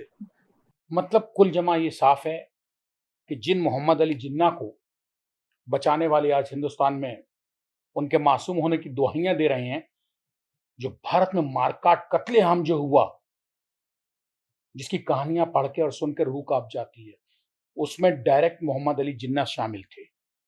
देखिए, ये मैं ही नहीं कह रहा हूँ, ये पाकिस्तान की जो स्वीडन में रहने वाले एक बहुत बड़े हिस्टोरियन हैं, सोशल साइंटिस्ट हैं, प्रोफेसर इश्तियाक अहमद भी कहते हैं कि उन्होंने कोई दंगे रुकवाने की कोशिश नहीं की, विरोध नहीं किया कि दंगे ना हो। ना भारत में ना पाकिस्तान जाने के बाद, है ना। पंजाब बाद में भी जलता रहा, उन्होंने कभी कोशिश नहीं की।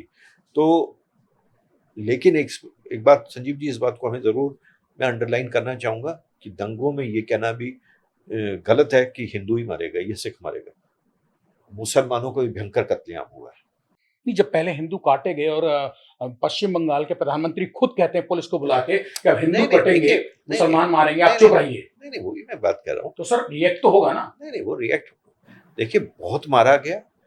जैसे पटियाला, जो पंजाब की जो सिख रियासतें थी, नाभा, पटियाला, कपूरथला वगैरह में बहुत, और राजस्थान के कई शहरों में मुसलमानों का बहुत भयंकर कत्लेआम हुआ है ना। गढ़मुक्तेश्वर में बहुत मुसलमानों का कत्लेआम हुआ, कहते हैं गंगा लाल हो गई थी। लेकिन इसी तरह से हिंदुओं और सिखों का पंजाब में हुआ, भयंकर कत्लेआम हुआ। मुझे अभी एक बहुत मशहूर पत्रकार हैं, हमारे बड़े अच्छे मित्र हैं, 90 साल के हैं, लगभग 90 साल के हैं, बड़े सक्रिय हैं, त्रिलोकदीप जी। तो अभी 15 अगस्त को हमारा एक जगह कार्यक्रम था, तो उनकी आंखों से आंसू आ गए। मैंने उनसे पूछा, तो मैंने कहा सर क्या कुछ यादें? कहता है यार विवेक, मेरे नाना नानी को मार दिया था। और देखिए 75-78 साल के बाद भी, और 90 साल का बुजुर्ग जो है, उसकी आंखें छलक गई। बंटवारे में कत्लेआम को सुन के, क्योंकि उनके नाना नानी अपने मारे यस यस यस, दंगे तो हुए हैं। दंगे में देखिए, दंगे जो हैं वो किसी का धर्म नहीं देखते।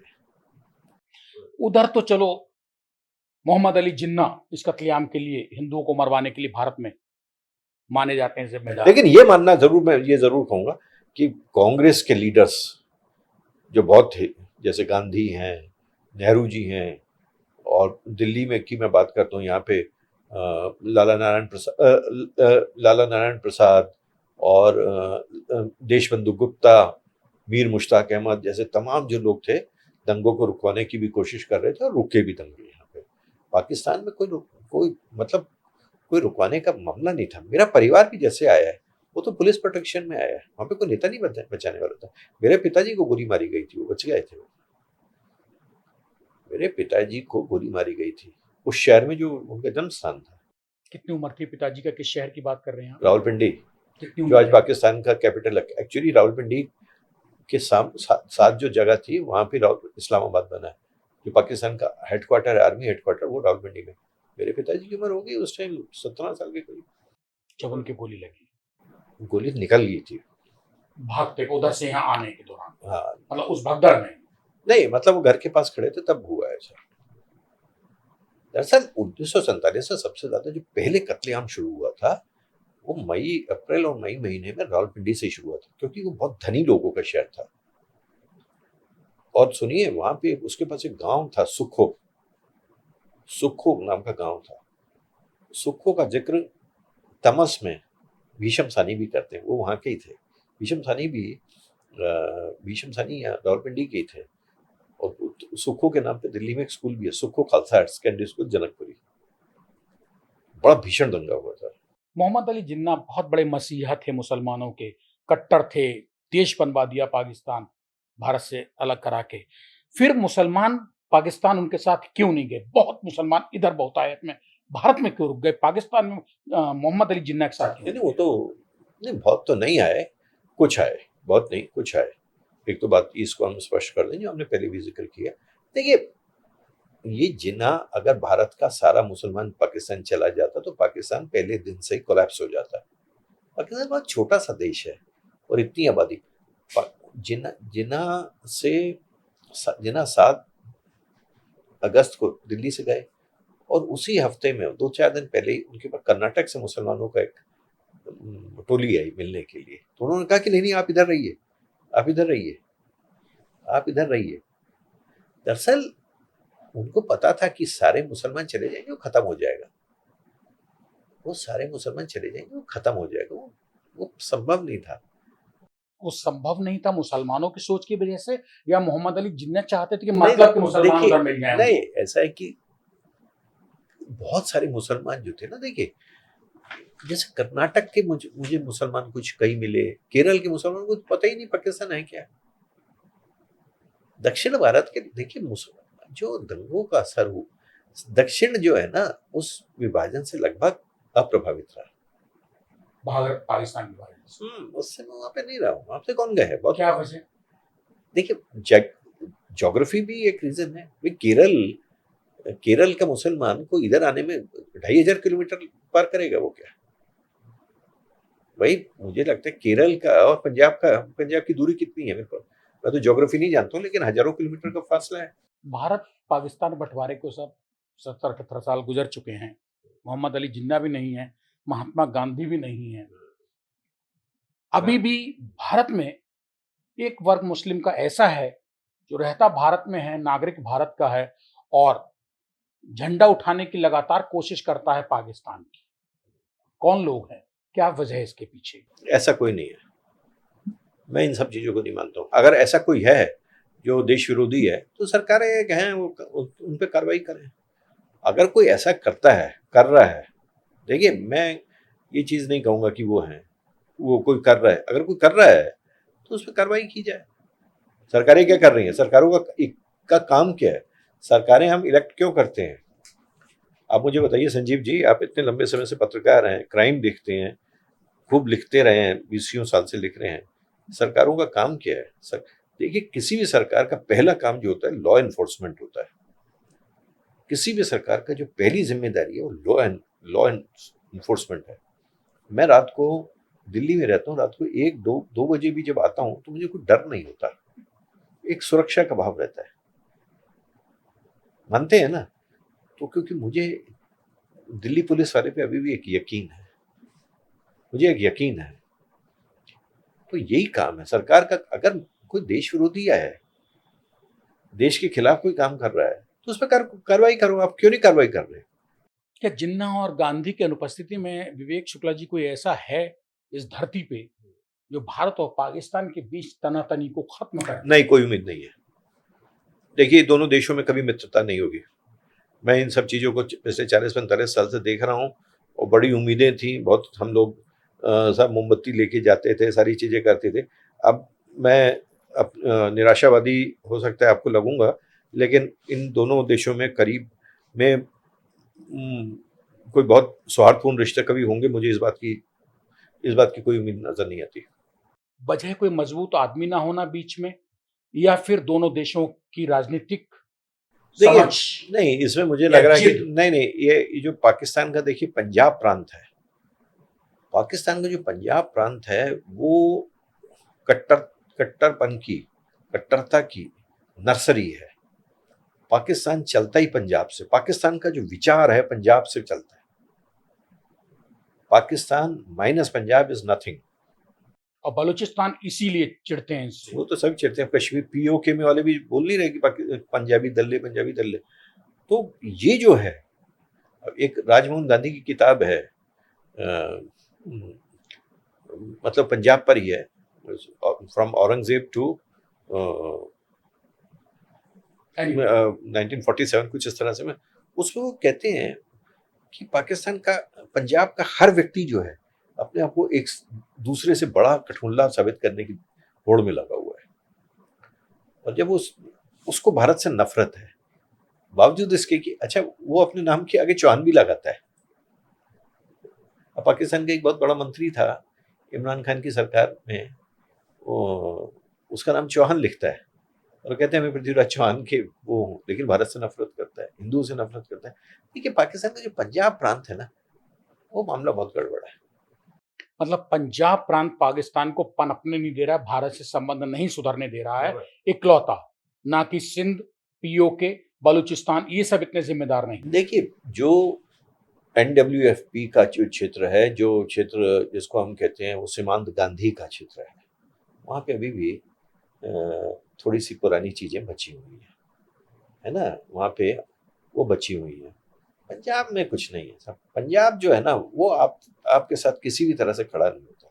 पाकिस्तानी आर्मी जो है वो पंजाब डोमिनेटिंग है। आने वाले समय में, वक्त में, विवेक जी पाकिस्तान को कहाँ खड़ा देखते हैं आप? 20 साल, 25 साल, 30 साल बाद आज के हालातों पर नजर डालिए और लंबी नजर डालिए। देखिए, पाकिस्तान का कठपुतलापन तो मुझे लगता है बढ़ता जाएगा।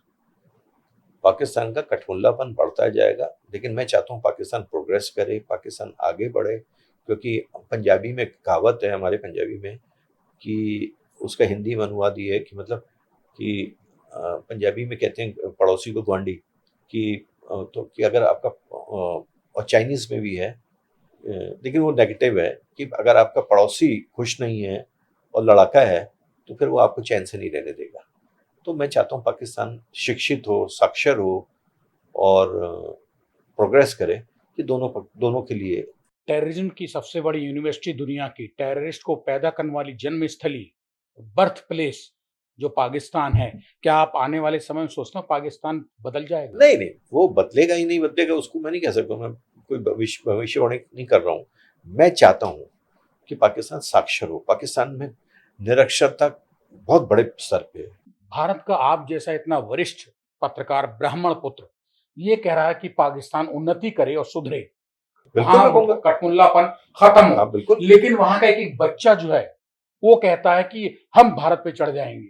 नहीं देखिए, वही मैंने आपसे कहा कि वो मैं उनके हिसाब से चलूंगा क्या? मैं उनके हिसाब से चलूंगा। मेरे भारत के संस्कार हैं साहब, ये राम का देश है, ये नानक का देश है ना? ये सूफियों का देश है, गांधी का देश है ना? मैं चढ़ाई की बातें करूंगा?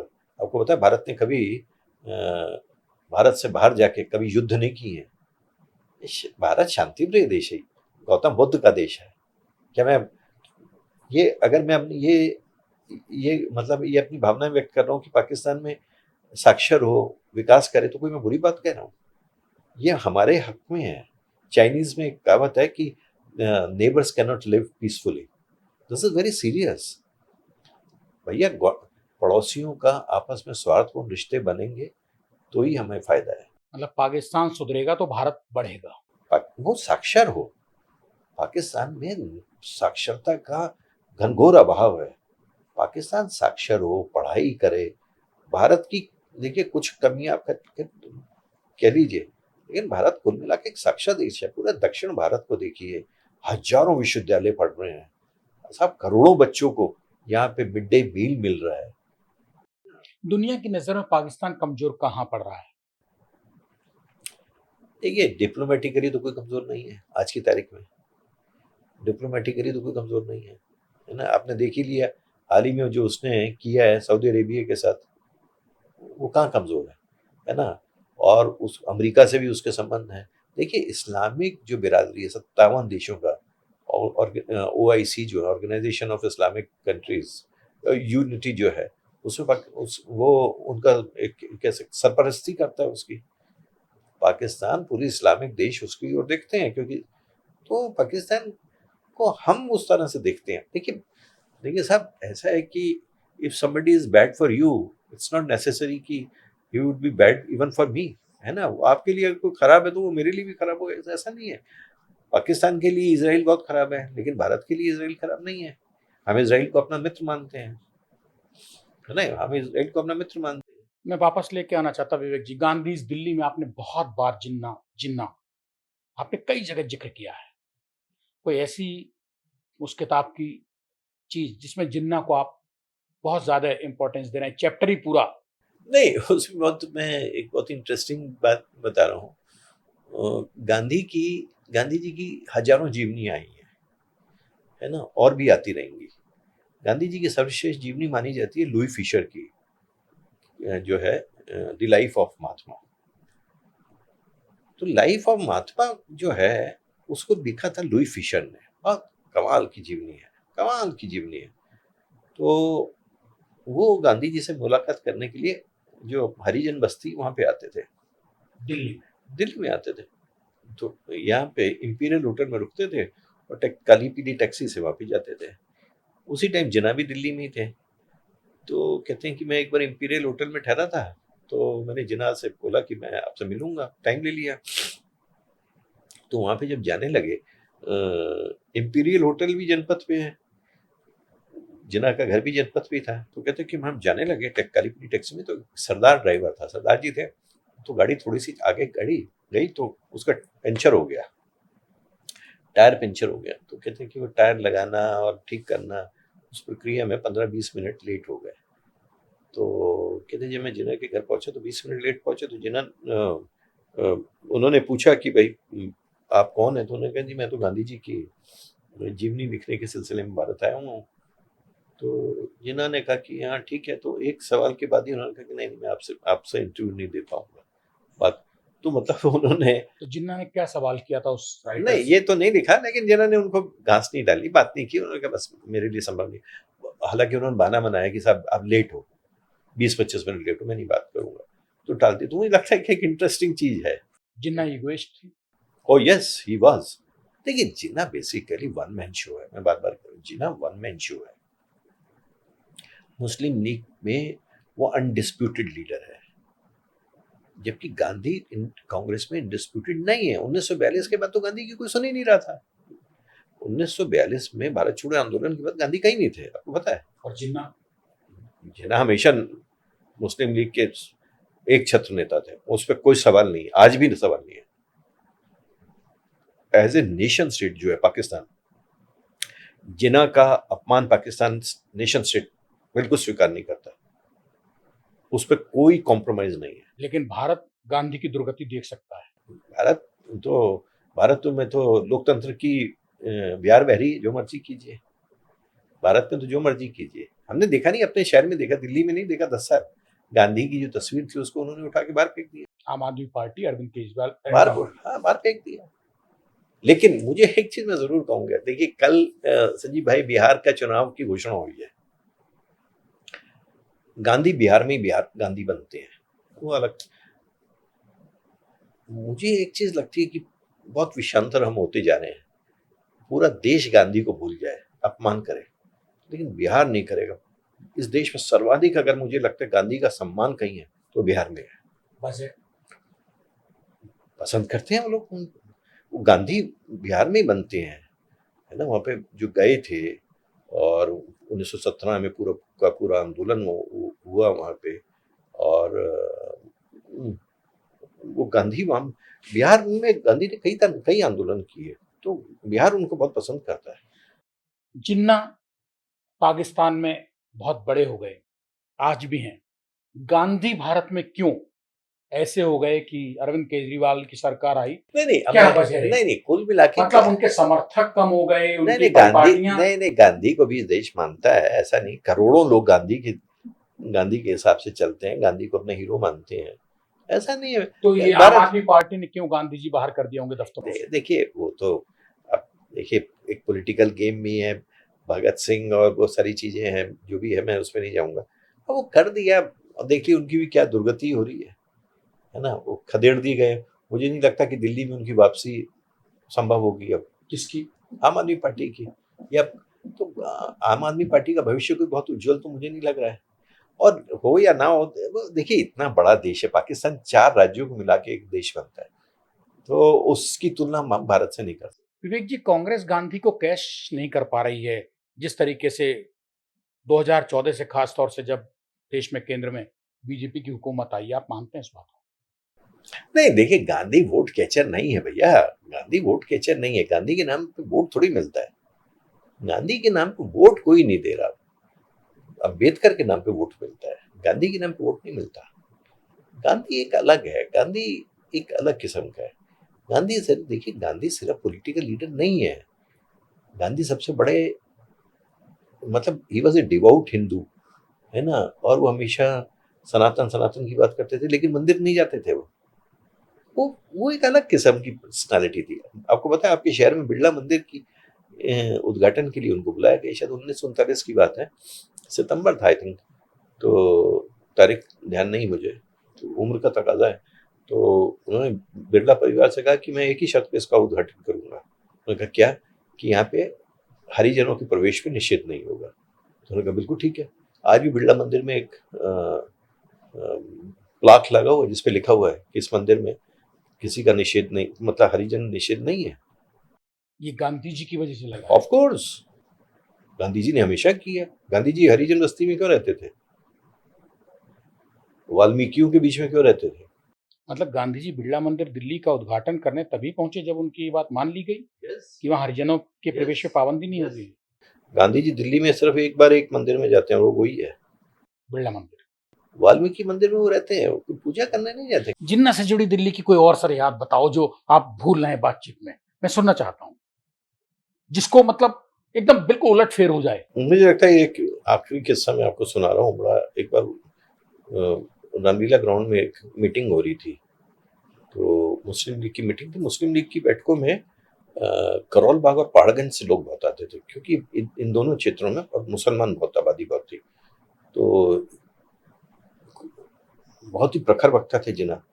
तो उन्होंने किसी कोई बात की तो कुछ लोग कहने लगे मौलाना मोहम्मद अली जिन्ना जिंदाबाद। तो जिन्ना ने कहा स्टॉप इट, प्राय अंग्रेजी में ही बोलते थे, stop it. I am not your political leader, I am not your religious leader, I am your political leader, don't call मी मौलाना। तो एक तो मुझे ये किस्सा याद आ रहा है। दूसरा मुझे याद आ रहा है कि एक दिल्ली के बहुत लीडर थे, दिल्ली के मुख्य कार्यकारी पार्षद भी थे। आप जानते हैं कि मुख्य कार्यकारी पार्षद को दिल्ली में मुख्यमंत्री का ही दर्जा प्राप्त था। उनका नाम था मीर मुश्ताक अहमद साहब। कांग्रेस में थे, समाजवादी पार्टी में चले गए थे। मुझे उनका बहुत आशीर्वाद भी मिला। कूचे चलान से वो विधायक बनते थे। तो उन्होंने क्या, वो मुझे बताते थे कि वो दरियागंज में मीटिंग थी, तो कहते हैं उनकी दरियागंज की जो मीटिंग थी, कहता जिन्ना की जो मीटिंग थी, तो कहता कि हम कांग्रेसियों ने होने नहीं दी थी। खूब वहाँ पे हुड़दंग किया, खूब शोर शराबा किए, और बल्कि दिल्ली में जो उनकी मीटिंग होती थी कहते उसमें बहुत कलेशबाजी करते थे। तो ये वो तो एक्चुअली पूरे देश में ही जाते थे ना, यहाँ पे ही तो जाते नहीं थे। जिन्ना का दिल्ली में अपना अखबार निकलता था भैया, डॉन नाम से। डॉन नाम से उनका दरियागंज से अखबार निकलता था, जो आज भी निकलता है पाकिस्तान में, जो 11 तारीख तक निकला था, 11 अगस्त 1947 तक, जिसके एक एडिटर थे,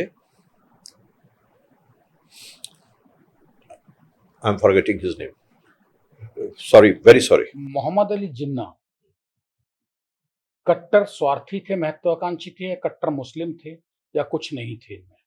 नहीं देखिए, he was a political leader, ambitious थे, बस इतना ही मैं कहना चाहूंगा। He was not a devout Muslim. एक ये भी इंटरेस्टिंग चीज है कि जो एक बंदा जो लगभग डिवोट मुस्लिम नहीं है, कोई उस तरह से नहीं है, और वो एक मुस्लिम स्टेट खड़ी कर देता है, वो खड़ी कर देता है। ये मोहम्मद अली जिन्ना और अंग्रेजों की काबिलियत है कि वो पाकिस्तान बना गए, या भारत की बहुत बड़ी हार थी जिसका भोग कांटे आज भी हम उन पे नहीं, वो तो हमारी इस देश की कमी है कि आज हम पाकिस्तान बना ये कोई बहुत अच्छी स्थिति थोड़ी है। लेकिन ये देखिए, जो पाकिस्तान बना धर्म के नाम पे, वो 25 साल के बाद भाषा के आधार पे टूट गया और बांग्लादेश बना। जो ईस्ट पाकिस्तान था, मुस्लिम लीग की स्थापना 1906 में ढाका में हुई थी, और वो 1952 में ही पाकिस्तान टूट गया था। 1952 में पाकिस्तान की टूट की नींव रख दी गई थी। उसकी कहानी ये है संजीव जी कि 18 मार्च को या 1948 में जिन्ना पाकिस्तान ढाका जाते हैं, और वहां के रेस कोर्स मैदान में कहते हैं कि पाकिस्तान की जो राष्ट्रीय भाषा होगी वो उर्दू होगी। जिन्ना पे उसी दिन उसी जगह जूते फेंके गए, मतलब अकल्पनीय था। पाकिस्तान में जिन्ना के ऊपर जूते फेंके गए। बंगाली मुसलमानों का कहना था कि पाकिस्तान 57% हम है, यहाँ की राष्ट्रीय भाषा बांग्ला होनी चाहिए, और ये उर्दू कैसे बना रहे हो? तो इसी सवाल पे 22 फरवरी 1952 में ढाका यूनिवर्सिटी के मैथमेटिक्स डिपार्टमेंट के बाहर विद्यार्थी प्रदर्शन कर रहे थे कि बांग्ला को उसका हक दो। पाकिस्तानी रेंजर्स ने गोलियां चलाई उन पे, बहुत सारे नौजवान मारे गए, शहीद हो गए। उसी दिन पाकिस्तान टूट गया। हालांकि अंततः गत्वा 1972 में टूटा, लेकिन उसकी नींव उसी दिन रख दी गई। मतलब भाषा के विवाद में पाकिस्तान से बांग्लादेश बन गया। यही मैं कह रहा हूं कि पाकिस्तान बनता धर्म के नाम पे है, और फिर वो टूटता है भाषा के सवाल पे। अब अगर पाकिस्तान टूटा तो उसकी वजह क्या होगी? मुझे ये नहीं लगता कि टूटेगा। मैं ये बहुत स्पेकुलेशन में नहीं करना पसंद करूंगा। बलूचिस्तान मुद्दा, नहीं, पाकिस्तानी नेशन स्टेट बहुत स्ट्रांग है। पाकिस्तान की जो आर्मी है बहुत स्ट्रांग है। कौन, देखिए ऐसा नहीं दुनिया टूटता। तो, भारत तो पाकिस्तानी आर्मी को किराए का, बिकाऊ, ठेकेदार। देखिए साहब, देखिए लोग क्या कह रहे हैं मैं उस पर नहीं जाऊंगा संजीव जी। मैं और भावनाओं में बह के बोलने वालों में उस पर नहीं जाऊंगा। पाकिस्तान में जो हजारों, दो चार, 5, 10,000, 50,000 जो लोग हैं जो इस तरह से कर रहे हैं, अगर वो पाकिस्तानी नेशन स्टेट के खिलाफ हैं, वो आप समझते हैं कि पाकिस्तान की 10 लाख आर्मी को हरा देंगे साहब? ये दिल को बहलाने के लिए ख्वाब, इस तरह से ख्याल आप कर सकते हैं, ऐसा कोई नहीं है टूटने का। पाकिस्तान बन गया सर, अंग्रेजों ने बनवाया, जिन्ना ने बनाया, किसने सुख भोगा किसने दुख भोगा, छोड़ दीजिए। एक सवाल ये आता है कि भारत की तरफ से भी कौन सी कमजोरियां थी जो पाकिस्तान बन गया? वो कौन से कमजोर लोग थे जो नहीं बचा पाए? मुझे लगता है ये साक्षात्कार का अंत हम दे सकता हूं मैं कि हमारे भी जो कांग्रेस के लीडर्स थे वो भी एक तरह से थक गए थे साहब। संघर्ष की भी एक उम्र होती है। नेहरू, पटेल, गांधी वगैरह 40-40 साल से संघर्ष कर रहे थे। 1920-30 से संघर्ष कर रहे थे। 47 हो गया था, 30-30 साल से संघर्ष कर रहे थे। कोई रास्ता था नहीं कि ये बचेगा। तो सुनिए, जंतर मंतर में 14 जून को कांग्रेस वर्किंग कमेटी की मीटिंग में पार्टीशन प्लान को हरी झंडी दिखा दी गई। देखिए हर चीज का एक होता है। मेरे से कोई कहे कि साहब दिल्ली रिपोर्टिंग कर लो, मैं कैसे कर दूंगा? जो चीज मैं 30 साल पहले करता था। हर चीज की एक उम्र होती है, हर चीज की एक उम्र होती है। मैं नहीं कर सकता हूँ। मेरे से अभी मैंने देखा कि टाइम्स ऑफ इंडिया के बाहर खड़े थे कि लोग नाइट ड्यूटी के बाद घर जा रहे हैं। ये काम मैं 15-25 साल, 30 साल पहले करता था, अब थोड़ी कर सकता हूँ। ये मुझे लगता है एक तरह से वो भी मान चुके थे कि वापसी संभव नहीं है। उम्र पड़ रही थी, 70 साल की हो रही थी भैया। कुल जमा मोहम्मद अली जिन्ना की जिंदगी में जब झांकने की कोशिश कीजिए तो आपकी नजर बहुत पारखी होनी चाहिए। जिन्ना पे क्या लिखा है, क्या कौन बोल रहा है, वो सब सामने है, लेकिन गूगल ज्ञान पे कम से कम मत जाइए। जिन्ना की जिंदगी में झांकने के लिए विवेक शुक्ल जैसे पैने नजर पारखी लोगों से मिलिए, बैठिए, समझिए, समझ में आ जाएगा कि जिन्ना की जिंदगी का डरावना सुहावना सच क्या है, क्या था, क्या थे जिन्ना, क्या थी जिन्ना की हैसियत। लेकिन जिन्ना को चाहने वाले कभी नहीं बताएंगे दुनिया में कि ढाका में जिन्ना के ऊपर जूता फेंका गया था। बेशक यह आपको विवेक शुक्ल ने बताया है पहली बार, क्योंकि जिन्ना जिन्ना थे, जिन्ना ने एक देश बनाया, वो काबिल इंसान थे। लेकिन जिस देश में जाके वो बैठे, वहां के सर्वे सिरवा ने हुकूमत संभाली, वहीं उसी देश की हद में जिन्ना पे जूता फेंका जाना सबसे ज्यादा शर्मनाक भी था ढाका में। शुक्रिया, बहुत बहुत धन्यवाद एशियट में हिंदी से बात करने के लिए और जिन्ना की जिंदगी का वो सच उजागर करने के लिए बेबाकी से, जो आज की पीढ़ी को तो कम से कम सिवाय गूगल में भी शायद ही कहीं मिले, कहीं नहीं मिल पाएगा। मैं आपका आभारी हूं, आपने मुझे मौका दिया जिन्ना के जीवन के सभी पक्षों पर चर्चा करने का। बहुत बहुत धन्यवाद।